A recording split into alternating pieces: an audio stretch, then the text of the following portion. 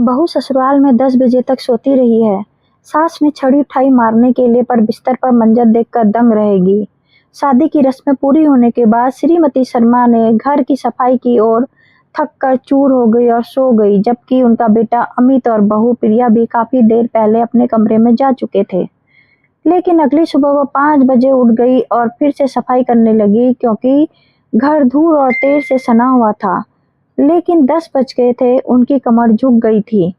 फिर भी ऊपर से कोई हलचल नहीं हुई। तभी उन्होंने नीचे से आवाज लगाई, बहू, ओ बहू, नीचे आओ और खाना बनाओ। बहू, ओ बहू। काफी देर तक कोई जवाब नहीं आया, तो उन्होंने फिर आवाज लगाई, बहू उठो। चूंकि उनके पैर में दर्द था, वह सीढ़ियां बार बार चढ़ना उतरना नहीं चाहती थी, इसलिए वह नीचे खड़ी होकर धीरे धीरे आवाज लगाती रही।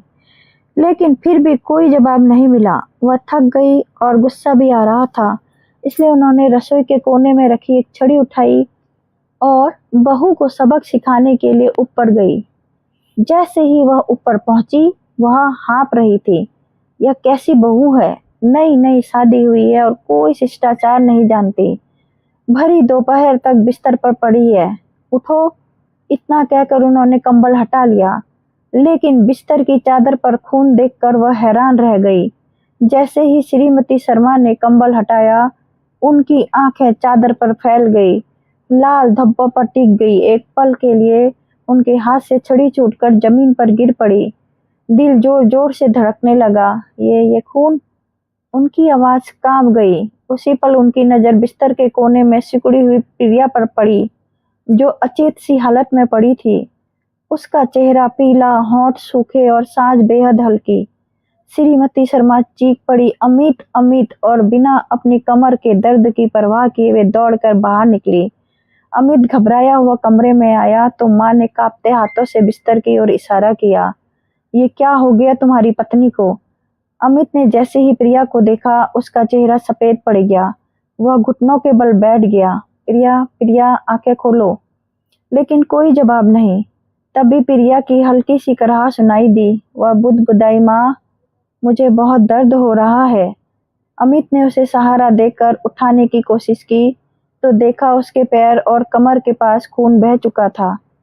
श्रीमती शर्मा के भीतर का गुस्सा पल भर में डर और पछतावे में बदल गया। बेटा, एम्बुलेंस बुलाओ, उन्होंने रोते हुए कहा। अमित ने फोन मिलाया, हाथ कांप रहे थे। एम्बुलेंस के आने तक वे दोनों प्रिया के पास बैठे रहे। श्रीमती शर्मा बार बार कह रही थी, मैंने सोचा ये आलसी है, मुझे क्या पता। उनकी आंखों से आंसू बह रहे थे। अस्पताल पहुंचते पहुंचते प्रिया बेहोश हो गई। डॉक्टरों ने तुरंत उसे अंदर ले जाया। कुछ देर बाद डॉक्टर बाहर आए। उनके चेहरे पर गंभीरता थी। आपकी बहू को अंदरूनी रक्तस्राव हुआ है। ये रात में ही शुरू हो गया था। अगर थोड़ी और देर हो जाती तो डॉक्टर ने बात अधूरी छोड़ दी। श्रीमती शर्मा की टांगें जवाब देगी। वो कुर्सी पर बैठ गई और सिर पकड़ लिया। ये सब मेरी वजह से हुआ, वो सिसक पड़ी। अमित ने माँ का हाथ पकड़ा। नहीं माँ, आप खुद को दोष मत दीजिए। घंटों बाद प्रिया को होश आया। श्रीमती शर्मा सबसे पहले उसके पास पहुंची। उन्होंने कांपते हाथों से प्रिया का माथा छुआ। बेटी, मुझे माफ कर दो, मैंने तुम्हें गलत समझा। प्रिया ने कमजोर सी मुस्कान दी। माँ, मैं सो नहीं रही थी, रात से ही दर्द था। मैंने अमित को उठाने की कोशिश की, लेकिन वह बहुत थका हुआ था। यह सुनकर अमित की आंखें भर आई। प्रिया, तुमने मुझे क्यों नहीं बताया? प्रिया की आंखों से आंसू बहने लगे। मैं नहीं चाहती थी कि शादी के तुरंत बाद सब परेशान हो। डॉक्टरों ने बताया कि प्रिया को पहले से एक स्वास्थ्य समस्या है, जिसने उसे कभी किसी को नहीं बताया। शादी और थकान की वजह से वह गंभीर हो गई।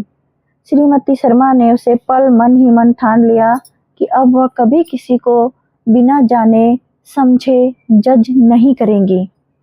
अस्पताल में कई दिन बीते। श्रीमती शर्मा हर समय प्रिया के पास रही, उसे अपने हाथों से खाना खिलाया, दवाइयाँ दी और रात भर जागती रही। पड़ोस और रिश्तेदार भी आने लगे। सबके सामने श्रीमती शर्मा ने कहा, मैंने अपनी बहू को बेटी समझने में देर कर दी, लेकिन अब ये मेरी बेटी है। धीरे धीरे प्रिया ठीक होने लगी। घर लौटने का माहौल बदला हुआ था। श्रीमती शर्मा ने घर के कामों के में मदद रख ली और प्रिया को आराम करने दिया।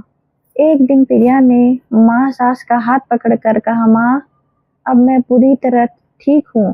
श्रीमती शर्मा की आंखों में चमक आ गई। नहीं बेटी, अभी भी आराम जरूरी है। अमित ने मुस्कुराते हुए दोनों को देखा और कहा, हमारा घर अब सच में खुशियों से भरा है। कुछ महीने बाद डॉक्टरों ने खुशखबरी दी कि प्रिया पूरी तरह स्वस्थ है और जल्दी ही वह माँ बनने वाली है। यह सुनकर श्रीमती शर्मा खुशी से रो पड़ी। उन्होंने प्रिया को गले लगाकर कहा, जिस दिन मैंने तुम्हें गलत समझा वही मेरी सबसे बड़ी भूल थी, लेकिन उसी ने मुझे सबसे बड़ा सबक सिखाया। समय बीतता गया, घर में बच्चे की किलकारी गूंज उठी। श्रीमती शर्मा बच्चे को गोद में लेकर अक्सर सोचती कि अगर उस दिन गुस्से से उन्होंने सच जाने बिना फैसला कर लिया होता तो आज यह खुशी शायद कभी न मिलती। उन्होंने सबके सामने कहा, घर तभी घर बनता है जब जब समझ, धैर्य और प्यार हो। जल्दीबाजी में किया गया एक गलत कदम जिंदगी भर का पछतावा बन सकता है। और उसी दिन से उस घर में एक नई परंपरा शुरू हुई। किसी को भी कभी बिना पूछे बिना सुने दोषी नहीं ठहराया जाएगा। यही उस कहानी का सबसे बड़ा और अनमोल अंत था, जिसने सबको यह सिखाया कि असली संस्कार डांट डपट में नहीं बल्कि समझ और करुणा में होते हैं। दोस्तों, कहानी पसंद आए तो लाइक शेयर सब्सक्राइब करके मुझे भी सपोर्ट कीजिएगा।